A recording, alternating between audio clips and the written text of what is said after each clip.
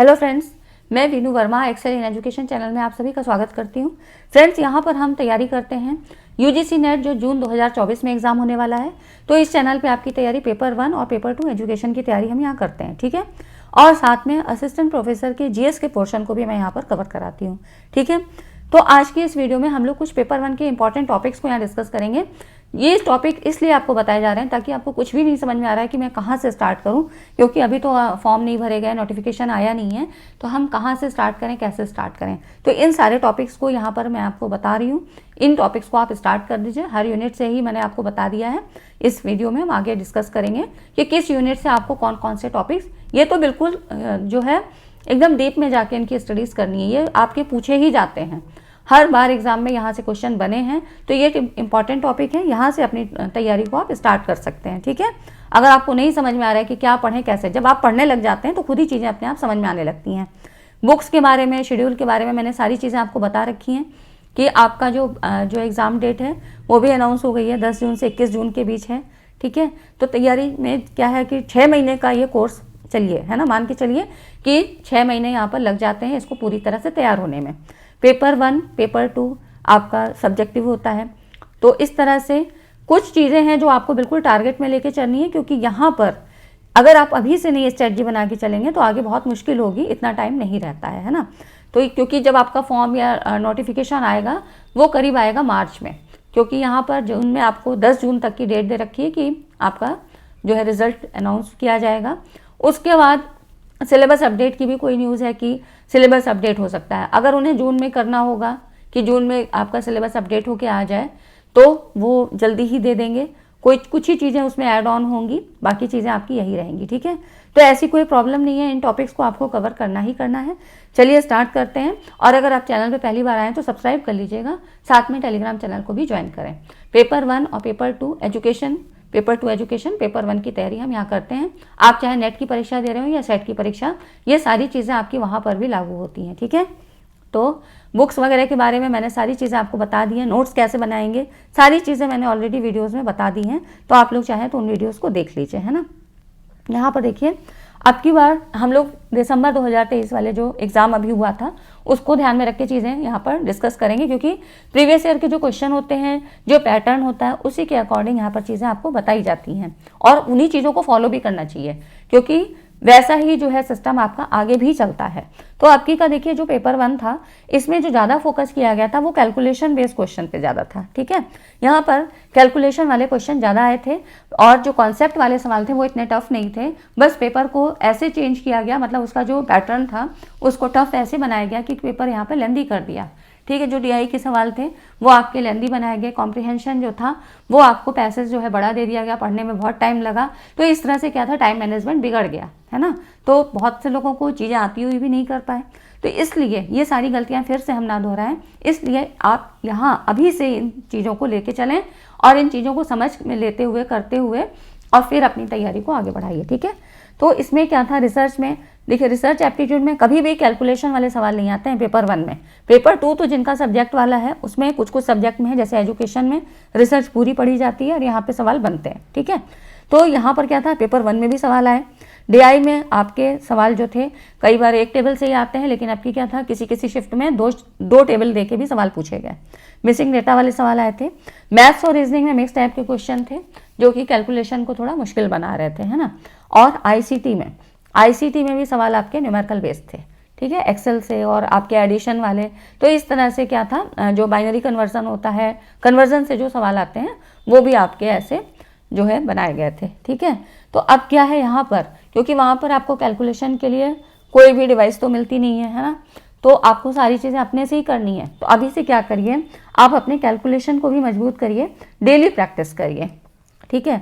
तो आपकी मैथमेटिक्स में मतलब जो कैलकुलेशन वाला पार्ट है ये मजबूत होना चाहिए, बिल्कुल प्रैक्टिस आपकी अच्छे से होनी चाहिए। तो आप अभी से प्रैक्टिस को स्टार्ट करिए, क्योंकि यहाँ से जो आपके क्वेश्चन आ रहे हैं वो कैलकुलेशन बेस्ड ऐसे ही करके जो है एनटीए जो है चीज़ों को टफ करता है, कुछ नया उसमें वो ऐड ऑन करेगा, है ना। तो देखिए, यहाँ पर डीआई की बात करें तो डीआई से आपके 10 नंबर के सवाल बनते ही बनते हैं, ठीक है। तो 10 नंबर यहाँ से आपके पक्के होते हैं। इसी तरह रीडिंग कॉम्प्रिहेंशन से भी आपके सवाल बनते हैं, ठीक है। तो यहाँ पर क्या करेंगे, जैसे कि ये 10 नंबर कॉम्प्रिहेंशन में है ना, 5 सवाल आते हैं और उसी पैसेज में आते हैं, तो इसमें आपको कुछ भी रटना नहीं है, कुछ नहीं करना है, बस अपनी प्रैक्टिस को मजबूत करना है, ठीक है। और DI में भी क्या है, 10 नंबर आता है। कुछ खास चीज़ें ही पता होनी चाहिए, जैसे कि एवरेज, प्रोपोर्शन है ना, और परसेंटेज, रेशियो, ये सारी चीज़ें आपके मैथ्स और DI में ये सब पूछी जाती हैं, है ना। तो यहाँ पर क्या होता है, ये 10-10-20 मार्क्स आपके कंफर्म हो जाते हैं जब आप इस तरह की प्रैक्टिस करते हो और इसमें आपको कॉन्फिडेंस रहता है। तो ये सारी चीज़ें आप अभी से शुरू करिए, डेली प्रैक्टिस करिए। प्रैक्टिस भी आप क्या करोगे, PYQs के थ्रू करिए, है ना। PYQ से कॉम्प्रिहेंशन उठाइए, वहाँ से सॉल्व करिए और उसके बाद आपको DI के भी सवाल ऐसे ही करने हैं। मैं तो करवाऊँगी, साथ में आपके पास बुक्स हैं, मैंने कहा भी है, आपको बताया भी है बुक्स वगैरह के बारे में, तो आप उन वीडियोज़ को देख लीजिए। बुक्स के में बताया है ना, स्ट्रैटेजी बताई थी कि अगर आप बिगिनर हो तो कैसे करो, और अगर आप रिपीटर हो, 1-2 बार एग्जाम दे चुके हैं, तब आप क्या करो, है ना। तो ये सारी चीज़ें हमने डिस्कस कर ली हैं, कैसे करनी है तैयारी, वो भी मैंने बुक्स के साथ वहाँ पे सारी चीज़ें बताई हैं, तो आप उन वीडियोस को देख लीजिए, ठीक है। तो आपको इतनी चीज़ें अभी से करनी चाहिए, इसके लिए आपको वेट नहीं करना है कि नोटिफिकेशन आए और हम फॉर्म भरें उसके बाद हम करें, क्योंकि फिर 2-2.5 महीने रह जाते हैं। और पेपर 1 के लिए जो आपकी स्ट्रेटजी में आपका टारगेट होना चाहिए कि 35+ क्वेश्चन, है ना, इतने जो है आपको क्वेश्चन यहाँ पर टारगेट में लेके चलना है कि 35 से ज़्यादा ही हम सॉल्व करें। और क्योंकि पेपर 2 आपका सब्जेक्ट वाला रहता है, उसमें आप जो है वहाँ पर सब्जेक्ट आपका मजबूत है, तो वहाँ पे आप 100 क्वेश्चन में से 70+ वहाँ पे टारगेट रखिए, है ना। और पेपर 1 में क्योंकि अलग अलग तरह की यूनिट्स हैं, है ना, डाइवर्स सेक्शन में है, तो यहाँ पर आप ये नहीं कह सकते हो कि ये चीज़ छोड़ दूँ, करना आपको सारी कुछ है, सारी यूनिट आपको कवर करनी है, सारी चीज़ें आपको कवर करनी है ना। तो ये हम सारी चीज़ें जो आपके अभी तक 2022 और 23 वाला एग्जाम पैटर्न था, उसके आधार पे ये कुछ पॉइंट्स आपको यहाँ पे कुछ टॉपिक्स बताए जा रहे हैं, इनसे आप स्टार्ट करिए, अपनी तैयारी को स्टार्ट करिए, ठीक है। 35+ क्वेश्चन आपके अगर हो जाते हैं तो ये मानिए कि NET-JRF आपका हो सकता है ना। अब देखिए टीचिंग एप्टीट्यूड में जो अब की बार से या 2022-23 में जैसे क्वेश्चन बने, उसमें जो सबसे ज़्यादा इंपॉर्टेंट पूछे गए वो थे आपके टीचिंग सॉफ्टवेयर से सवाल, ठीक है। बहुत अच्छी यूनिट है और यहाँ पर इजी है, मतलब यहाँ आप चाहें तो मैं टीचिंग एप्टीट्यूड से मैंने कहा आपको स्टार्ट कर सकते हैं। तो इसमें भी आपको क्या क्या चीज़ें पढ़नी है, ये चीज़ें आपको बता रही हूँ कि इन चीज़ों को आप बहुत इन डेप्थ जाके पढ़िए, क्योंकि खाली ऊपर ऊपर से पढ़ेंगे तो क्वेश्चन नहीं सॉल्व होंगे। PYQs के लिए मैं भी PPT बना रही हूँ और आपको पूरी दूंगी कि किस तरह से क्वेश्चन आए, डिफ़िकल्टी लेवल कैसे चेंज हुआ, है ना। तो ये सारी चीज़ें मैं आपको खुद बताती हूँ और पूरी चीज़ें कॉन्सेप्ट के थ्रू बताती हूँ ताकि चीज़ें आपको क्लियर रहें। तो यहाँ पे देखिए टीचिंग सॉफ्टवेयर से, जैसे कि अलग अलग टीचिंग सॉफ्टवेयर हैं, एजुपजल, माइंडमिस्टर, गूगल डॉक्स, मेंटीमीटर, इनसे सवाल आपके बहुत पूछे जा रहे हैं और भी बहुत सारे हैं। तो ये आपको एग्जाम्पल के तौर पे बताए जा रहे हैं कि ये टीचिंग सॉफ्टवेयर, और मैंने इस पर वीडियो बनाई है रिसर्च सॉफ्टवेयर, टीचिंग सॉफ्टवेयर के ऊपर, तो आप उनको देख लीजिए, क्योंकि जो दिसंबर वाला सेशन बीता है ना, इसमें बहुत सारे सवाल यहाँ से पूछे गए और आगे भी आएंगे, क्योंकि अब क्या है, जो NTA सवाल बना रहा है ना, वो इनोवेशन पे बना रहा है, कुछ नई चीज़ें उसमें ऐड करके, और इसीलिए शायद सिलेबस अपडेट की बात भी कही है, क्योंकि ये चीज़ें मेंशन नहीं है आपके सिलेबस में। 2018 में जो चेंज हुआ था, मतलब है ना, 2019 से लागू हो गया, तो यहाँ पर जो चेंज हुई है चीज़ें ना, वो मेंशन नहीं है, पर क्वेश्चन बराबर आ रहे हैं, तो इसीलिए शायद अपडेट की बात हुई है और उसमें कुछ चेंजेस होने हैं। तो अगर जून वाला होना होगा तो जनवरी में आपको चीज़ें मिल जाएंगी, है ना। अब देखिए टाइप्स ऑफ इवेल्युएशन आपको यहाँ से पढ़ना है और बहुत समझदारी से पढ़ना है, पूरा डेप्थ में पढ़ना है, क्योंकि यहाँ से भी क्वेश्चन आपके अच्छे पूछे जाते हैं, काफ़ी डीप में क्वेश्चन पूछे जाते हैं, जिसमें अभी नया जो है एब्सेप्टिव इवेल्युएशन, इसके पहले नहीं पूछा जाता था, आपसे बाकी चीज़ें पूछी जाती थी, नॉर्म्स क्या है, रेफरेंस क्या है ना, फॉर्मेटिव, समेटिव, ये सारी चीज़ें पूछी जाती थी। अभी क्या है, एब्सेप्टिव इवेल्युएशन से भी आपके बनते हैं सवाल, और सारी चीज़ें आपको बुक्स में एक जगह नहीं मिलेंगी, बिल्कुल भी नहीं मिलेंगी। पेपर 1 में आपको पता है ना 50 क्वेश्चन आते हैं और सेकंड पेपर में 100 क्वेश्चन आते हैं, है ना। तो इतना तो टारगेट आपको लेके चलना है कि 35 से 40 के बीच मुझे क्वेश्चन सही करने हैं, ठीक है। Types of learning, types of learning में लर्निंग भी कई तरह की हैं, तो यहाँ पर भी क्वेश्चन आपके बहुत बनते हैं, काफ़ी चीज़ें पूछी जाती हैं और पूछी जा रही हैं, 2 साल से बराबर पूछी जा रही हैं, ठीक है। मेथड्स ऑफ टीचिंग, इसमें आपको अधिकतर एग्जाम्पल बेस्ड या आपको एप्लीकेशन मोड पे सवाल पूछे जाते हैं, ठीक है। डिजिटल लर्निंग प्लेटफॉर्म, इसमें आपको इनोवेशन, नए नए तरीके के, तो इस तरह से चीज़ें आपसे पूछी जा रही हैं जो आप टीचिंग में यूज़ करते हैं, किस तरह से हम इंटरैक्टिव टीचिंग को बना सकते हैं। तो ये सारे लर्निंग प्लेटफॉर्म आपके ऑनलाइन जितने भी हैं, ये सारी चीज़ें आपसे पूछी जाती हैं। तो टीचिंग एप्टीट्यूड में ये चीज़ें आपको पढ़नी हैं, ठीक है। बुक्स आप एक ले लीजिए, मैंने आपको पहले भी बताया था कि बुक्स के बारे में मैंने आपको बताया था, उन वीडियोस को आप देख लीजिए, है ना, जिसमें अलग अलग तरह की बुक हैं। अरिहंत की भी आती है, KVS मदान सर की बुक आती है, पियर्सन पब्लिकेशन की, ओसवाल पब्लिकेशन की। तो आप कोई भी एक बुक लीजिए और उसके थ्रू आप बाकी गाइडेंस आपको जहाँ से लेना है ले सकते हैं। तो यहाँ पर मैं आपको PYQs, कॉन्सेप्ट, ये सारी चीज़ें आपको करवाती हूँ, ठीक है। कॉन्सेप्ट पहले पूरा करिए तब आप क्वेश्चन कर पाएंगे, अगर कॉन्सेप्ट नहीं क्लियर है तो बहुत मुश्किल है।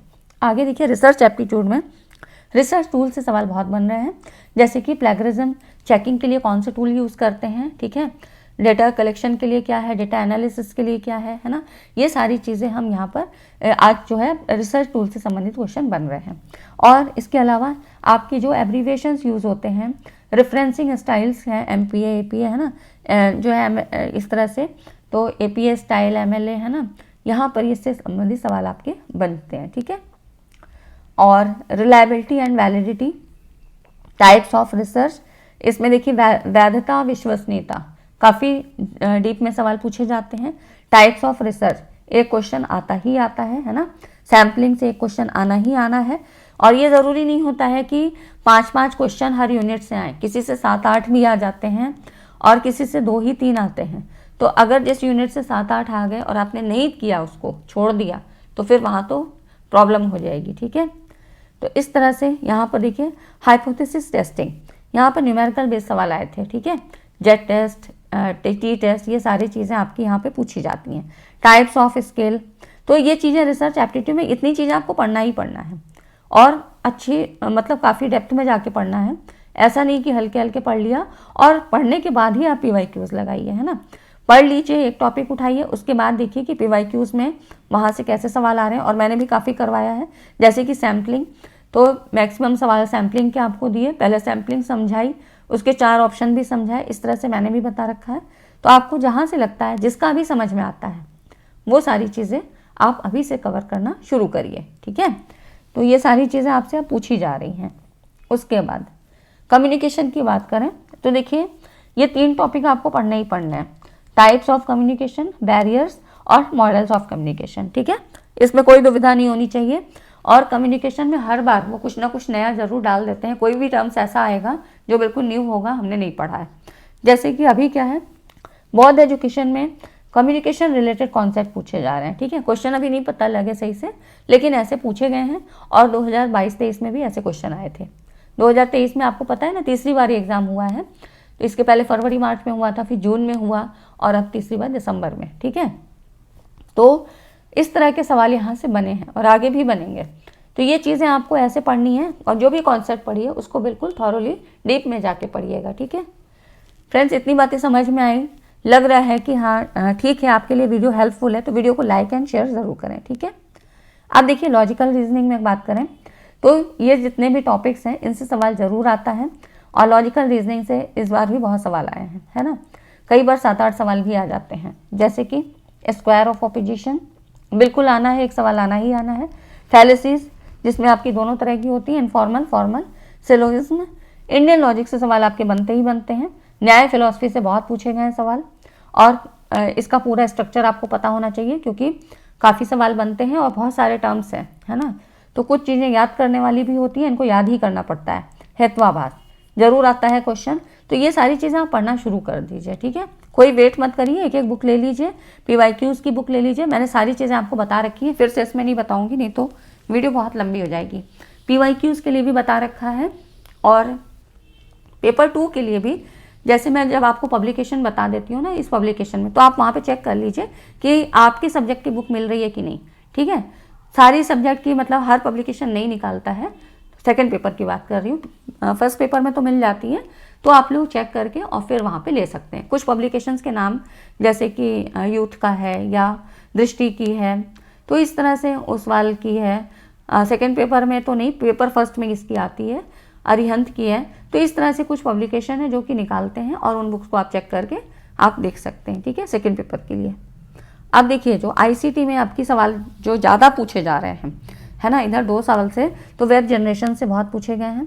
एक्सेल से सवाल आता ही आता है, कैलकुलेशन मोड पे भी आ रहे हैं। टेक्नोलॉजीज़ क्या क्या है ना। तो इसमें क्या होता है, न्यू टेक्नोलॉजीज़ की बात करें तो यहाँ पर कुछ करंट से संबंधित चीज़ें बनती हैं, है ना, जो कि जनरल अवेयरनेस से संबंधित चीज़ें होती हैं। तो इसके लिए तो यही कहूँगी कि आपको जनरल अवेयरनेस की भी खबर रखनी चाहिए और ये चीज़ें भी पता होनी चाहिए। और अब की हम अभी से स्टार्ट करेंगे, जो चीज़ें अभी आती हैं साथ में ही हम इन चीज़ों को भी लेके चलेंगे, ठीक है, कि करंट में क्या हो रहा है। करंट से जो सवाल आपके बनते हैं ना, वो आपके आईसीटी में, हायर एजुकेशन और आपके पीपल एंड एनवायरनमेंट वाली जो यूनिट है यहाँ से आपके बनते हैं, ठीक है। तो इस तरह से आपको ये सारी चीज़ें पता होनी चाहिए। ईमेल में जितनी भी टर्म्स यूज़ होते हैं, जो प्रोसेस होता है, उससे सवाल काफ़ी डीप में पूछे जा रहे हैं।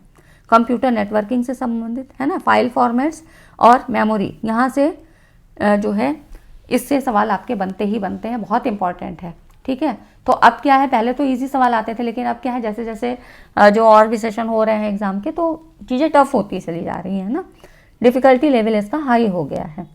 तो इसीलिए सारी चीज़ें अभी पढ़ना शुरू कर दीजिए।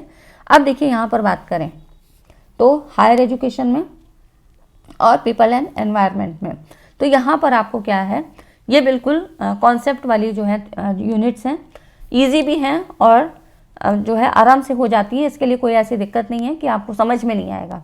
यहाँ पर आपको कुछ चीज़ें रटने वाली होती हैं, कुछ चीज़ें याद करनी है, ठीक है। तो इसमें क्या है, थ्योरी और प्लस करंट अफेयर से सवाल ज़्यादा बने, 2 ही यूनिट से है ना। इसमें जैसे कि करंट अफेयर से कहें तो G20 है ना, पीपल एंड एनवायरनमेंट का आपका टॉपिक है। G20 से सवाल बहुत पूछे गए क्योंकि अब ये चल रहा है।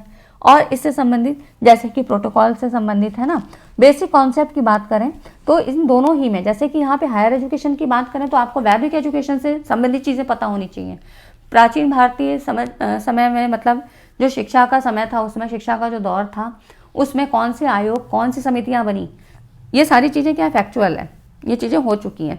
तो स्वतंत्रता से पहले, स्वतंत्रता के बाद क्या था, क्या चीज़ आया, और बीच बीच में से क्वेश्चन आए, जैसे कि इस आयोग ने ये विश्वविद्यालय बनाया तो मतलब किसने बनाया था, उस समय कौन था वहाँ का, है ना, गवर्नर जनरल कौन था या किसने बनाया था। तो इस तरह से सवाल, तो ये थोड़ा सा आपको डीप में ये चीज़ें पढ़ना पड़ेंगे, है ना। अगर अभी से नहीं करेंगे फिर तो वही 2-2.5 महीने वाली कहानी हो जाएगी और उसमें ना कॉन्सेप्ट क्लियर होगा और ना ही PYQs भी बहुत सारे हो गए हैं, है ना। तो इस तरह से इसीलिए मैंने आपको कहा कि आप अभी से पढ़ना शुरू करिए, कम से कम इन टॉपिक्स को ही उठा लीजिए, एक एक टॉपिक पूरा अच्छे से पढ़िए, उससे संबंधित सवाल करिए। और मैंने भी शुरू कर दिया है, रिसर्च एप्टीट्यूड के 3-4 लेक्चर मैंने दे दिए हैं, तो आप यहाँ पे ज्वाइन होकर पढ़ सकते हैं। सारी चीज़ें हम लोग करेंगे, ठीक है, और प्रैक्टिस भी करेंगे। फिर मैं आपको जो है प्रैक्टिस भी कराऊंगी, PYQs की भी, MCQs की भी, और जो भी चीज़ें हैं, जो ट्रेंडिंग टॉपिक्स हैं, वो भी हम यहाँ पर कवर करेंगे, करंट भी कवर करेंगे, ठीक है।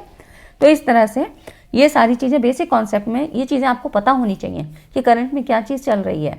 आपको प्रोटोकॉल्स के बारे में पता होना चाहिए, है ना, ग्रीन गैसेस क्या है, और आपका जो है आपकी जो है और भी जितनी चीज़ें हैं कि बायोडाइवर्सिटी क्या होती है ना, एनवायरमेंटल इफेक्ट क्या है, हैजार्ड्स क्या होते हैं, ये सारी चीज़ें आपसे यहाँ से क्वेश्चन पूछे जाते हैं, ठीक है। तो बेसिक कॉन्सेप्ट इतना तो पता ही होना चाहिए कि अंतर्राष्ट्रीय सौर संगठन क्या है ना, तो उसके जो जनरल कॉन्सेप्ट है प्लस करंट में उसकी क्या सिचुएशन है।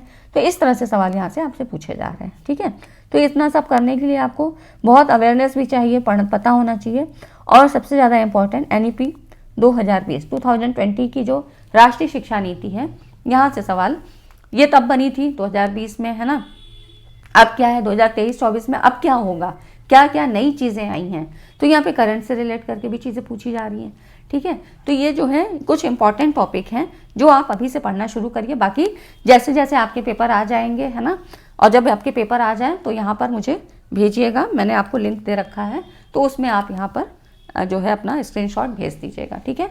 तो किस तरह कैसा क्वेश्चन आया, हम लोग यहाँ पर एनालिसिस करेंगे और आप बताइए कि पेपर किस तरह से हुए हैं, ठीक है फ्रेंड्स। तो ये कुछ चीज़ें हो गई जो आप बिल्कुल पढ़ना शुरू कर दीजिए। एक टॉपिक उठाइए, उसको पढ़िए, फिर ऐसे ही 2-3 टॉपिक उठा के पढ़िए और क्वेश्चंस को सॉल्व करिए, है ना। तो ऐसे जब करेंगे तभी आपकी तैयारी हो पाएगी, क्योंकि पैटर्न क्या है, हर बार डिफ़िकल्टी लेवल थोड़ा हाई हो रहा है ना। तो ठीक है फ्रेंड्स, इतनी चीज़ें मैंने आपको बता दी, जो कि आप लोग की बताया, जो ये आप लोगों ने नहीं बताया कि क्या क्या चीज़ें आ रही थी उस बेस पे। और मैंने जो प्रीवियस ईयर क्वेश्चन देखे 2022-23 के, क्योंकि इधर ही ज़्यादा चीज़ें चेंज हुई है ना। 2019-20 में इतना टफ नहीं आता था, कई बार आपको इजी लैंग्वेज में सवाल मिलते थे, लेकिन अभी क्या है, चीज़ें जो है बहुत ज़्यादा कैलकुलेशन बेस्ड पे और बहुत ज़्यादा लेंदी बनाई जा रही हैं, टाइम मैनेजमेंट बिगाड़ रही हैं, ठीक है, तो इन चीज़ों को अभी से सुधारने की कोशिश करिए। ठीक है फ्रेंड्स, तो वीडियो अच्छा लगा तो वीडियो को लाइक एंड शेयर करिएगा। मिलते हैं अगली वीडियो में। Thanks for watching this video.